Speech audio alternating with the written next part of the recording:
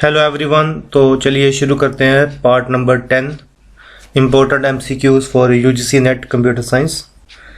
तो question number 91 है the number of edges in a complete graph of n vertices.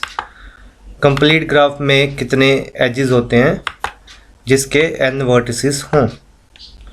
ये question मैंने part 9 के लास्ट में आपसे पूछा था। तो पहली बात, कंप्लीट ग्राफ क्या होता है? कंप्लीट ग्राफ वो ग्राफ होता है जिसमें every node is connected to every another node. For example, किसी ग्राफ में अगर 3 नोड हैं, एक नोड, 2 नोड, 3 नोड, और ये तीनों आपस में कनेक्टेड हों। अगर किसी ग्राफ में 4 नोड हैं तो चारों के चारों आपस में कनेक्टेड नहीं बोलेंगे, डायरेक्टली कनेक्टेड हो, मतलब ये वाला सभी के साथ कनेक्टेड हो और ये वाला भी सभी के साथ कनेक्टेड हो। अब यहाँ पे n है 4, ठीक है, और यहाँ पे n है 3, और यहाँ पे नोड्स कितने हैं, सॉरी यहाँ पे एजेस कितने, एजेस भी 3 है, 1 2 और 3, और यहाँ पे एजेस कितने 6 हैं, 1 2 और ये वाला तीसरा और ये वाला चौथा, 5th और ये है 6th, ठीक है। अब n की वैल्यू के कोरस्पॉन्डिंग आप इस फॉर्मूला में पुट कर लें, आपको क्लियर हो जाएगा। तो ये आएगा ऑप्शन बी। कैसे? सपोज n इज 4, एजेस कितने हो गए, n क्या है 4 इंटू n माइनस 1 कितना है, क्या है 3 divided by 2 which is equals to 6। तो 6 ही तो है। इस केस में n 3 था तो एजेस कितने आ गए 3 इंटू 2 बाई 2, तो एजेस भी 3 ही आए हैं। तो इसका राइट आंसर है option B. Very important question है ये। Next question, which of the following statements is true. इनमें से कौन सी स्टेटमेंट ट्रू है? तो 1 बाय 1 देखेंगे। Function overloading is done at compile time. Function overloading compile time पे होती है, बिल्कुल ट्रू है। Protected members are accessible to the member of a derived class, बिल्कुल सही है। प्रोटेक्टेड मेंबर का जो स्कोप है वो ड्राइव्ड क्लास पे होता है। A derived class inherits constructor and destructor. Derive class inherit करती है कंस्ट्रक्टर और डिस्ट्रक्टर को, ये गलत है, डिस्ट्रक्टर को इनहेरिट नहीं करती, फॉल्स हो गया। Friend function can be called like a normal function, बिल्कुल सही है, उसी तरह से कॉल करते हैं। Nested class is a derived class, फर्क है ये, डिराइव्ड क्लास और चीज है जो इनहेरिट कर रही है किसी क्लास को, और नेस्टेड क्लास तो हो गया class with in another class, मतलब इनर क्लास है नेस्टेड क्लास। तो nested class is a derived class, ये भी फॉल्स है। तो ट्रू हमारा कौन सा हुआ, 1 2 और 4। तो ये ऑप्शन डी इसका राइट आंसर आ गया। Next question, the answer of the operation in hex equivalent.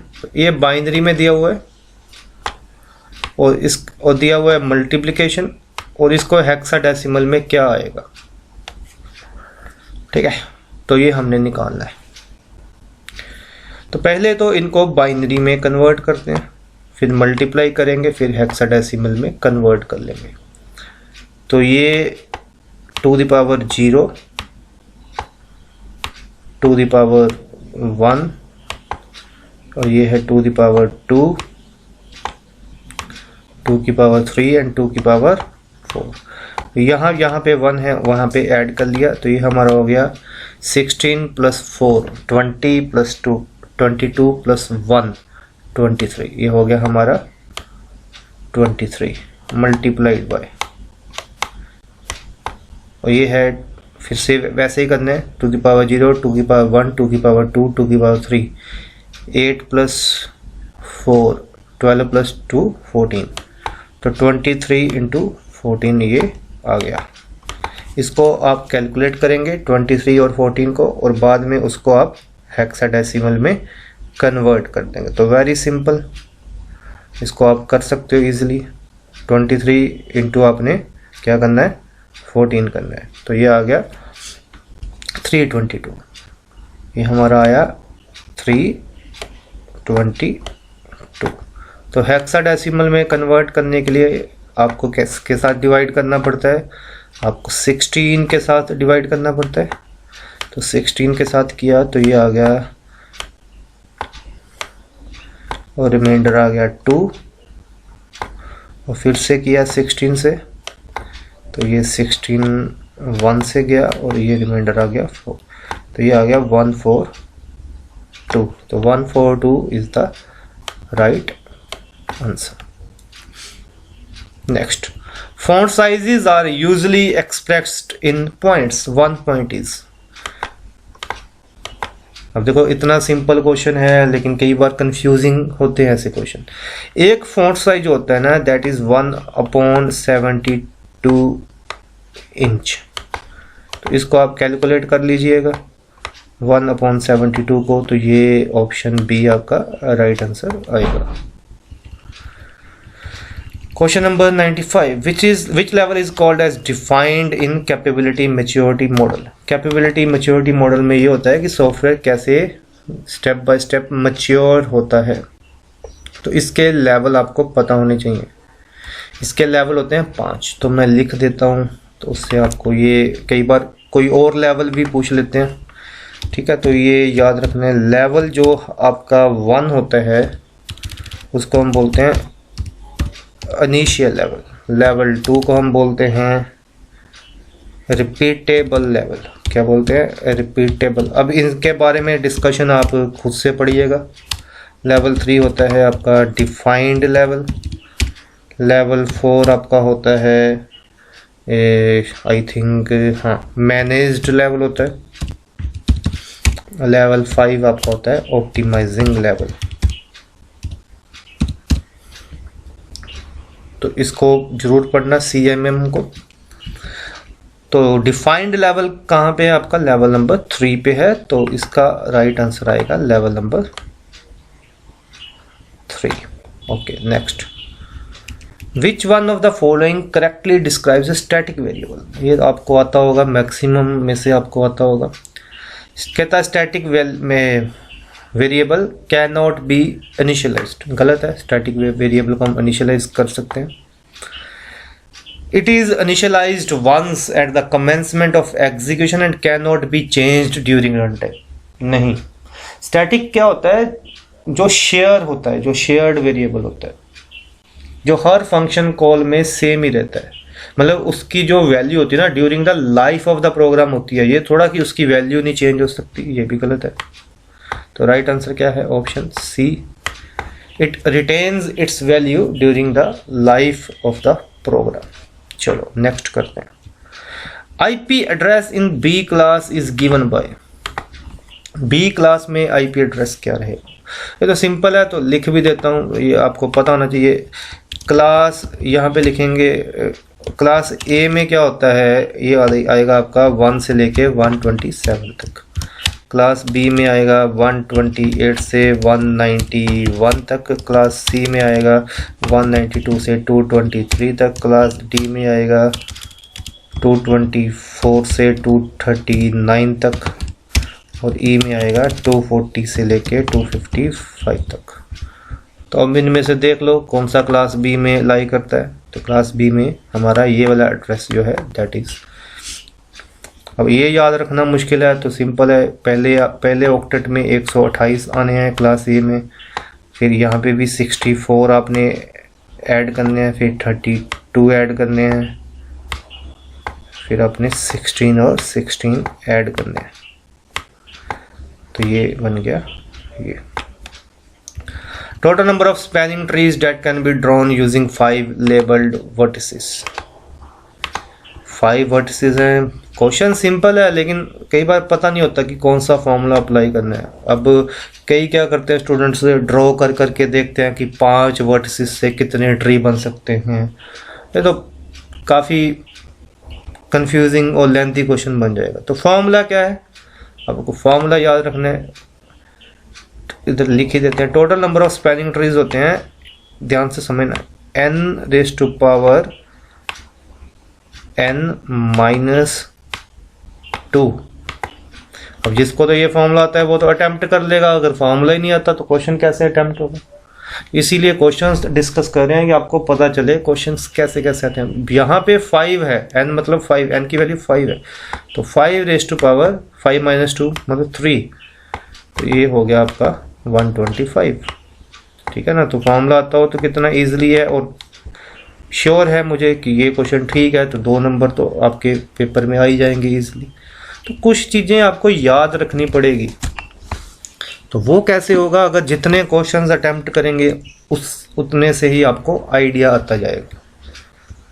अब ये क्वेश्चन है, ये भी इम्पोर्टेंट क्वेश्चन है। हिट रेट हमने फाइंड करनी है, एवरेज असेस टाइम दिया हुआ है, पेज टेबल असेस करना है तो 100 नैनो सेकेंड है, एसोसिएटिव मेमोरी असेस करनी है तो 20 नैनो सेकेंड है। ठीक है ना। अब ये क्वेश्चन 2 तरह से आता है, इसमें हमने हिट रेशो फाइंड करनी है। तो कई बार हमें हिट रेशो दी होती है तो हमने एवरेज असेस टाइम फाइंड करना होता है। अच्छा, इससे पहले एक क्वेश्चन और है, आपने number of spanning trees find करने हैं यूजिंग 6 वर्टिसेस। 6 वर्टिसेस के साथ नंबर ऑफ स्पैनिंग ट्रीज कितने आएंगे, ये कमेंट बॉक्स में जरूर बताएं अगर आपको ये समझ आ गया तो। 6 वर्टिसेस के साथ नंबर ऑफ स्पैनिंग ट्रीज। चलो चलते हैं क्वेश्चन पे बैक। तो यहाँ पे मैं एक फार्मूला लिखने जा रहा हूँ, उसको याद रखना। जो आपका एवरेज असेस टाइम है, जिसको हम इफेक्टिव असेस टाइम भी बोलते हैं, दैट इज इक्वल्स टू, ये होता है हिट रेशो मल्टीप्लाइड बाय जितना टाइम आपको एसोसिएटिव मेमोरी में लगा, plus miss ratio multiplied by जितना आपको पेज टेबल में लगा। कंफ्यूज हो गए हो तो इसी न्यूमेरिकल को सॉल्व करते हैं, अभी क्लियर हो जाएगा। एवरेज असेस टाइम हमारे पास है 28, तो 28 is equal to hit ratio मान लो P है या H है, जो मर्जी मान लो, H मान लिया, इनटू एसोसिएटिव मेमोरी का असेस है 20 दिया हुआ है, प्लस अगर हिट रेशो H है तो मिस रेशो 1 माइनस H होगी, और पेज टेबल का असेस है 100। इसको सोल्व करें, आपको H पता चल जाएगा, that will be your answer. तो अभी करते हैं सोल्व। यह आ गया 20H प्लस 100 माइनस 100H, फटाफट से करते हैं।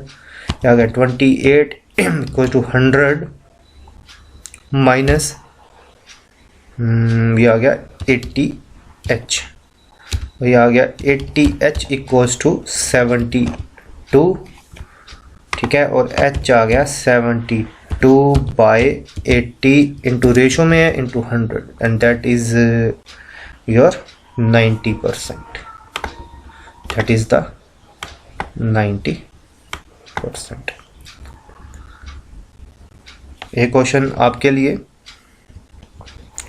सपोज करो क्वेश्चन ये है कि अगर 100 नैनो सेकेंड पेज टेबल में लगते हैं, 20 नैनो सेकेंड एसोसिएटिव मेमोरी में लगते हैं, और हिट रेशो अगर है 80%, तो आपने मुझे एवरेज असेस टाइम निकाल के बताना है।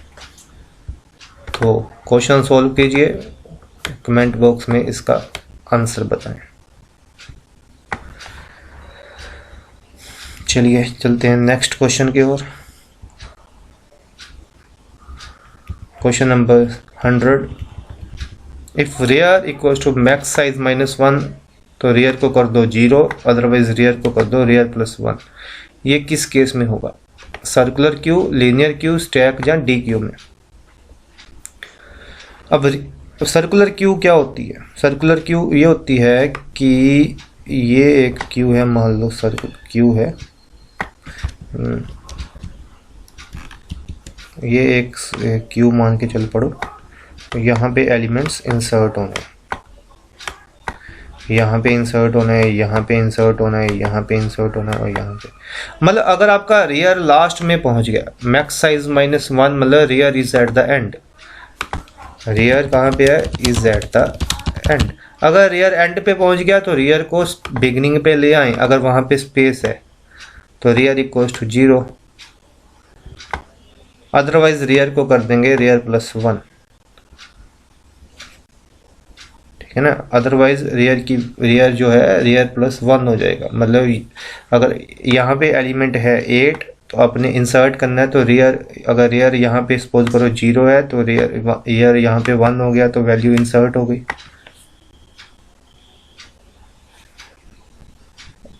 ठीक है ना। और अगर यहाँ पे इंसर्ट करना है तो रियर एक और बढ़ेगा, तो यहाँ पे इंसर्ट कर दिया, तो सपोज करो इंसर्ट किया आपने 4 एंड दिस वे। लेकिन जब रियर लास्ट पे पहुंच गया तो अगर आपकी यहाँ पे स्पेस पड़ी हुई है, ये स्पेस ब्लैंक है आपकी, तो आप रियर को 0 करेंगे, तभी यहाँ पे वैल्यू इंसर्ट होगी, अगर ये स्पेस ब्लैंक है तो सर्कुलर क्यू के केस में ऐसे होता है। Next, dash is a special method used to initialise the instance variable of a class. Initialisation के लिए क्या यूज होता है? सिंपल क्वेश्चन है, member function, destructor, constructor, structure. इसका आंसर कमेंट करके जरूर बताएं। I will discuss this question in the next part. Any suggestion, any feedback is most welcome. Thank you for watching. All the best.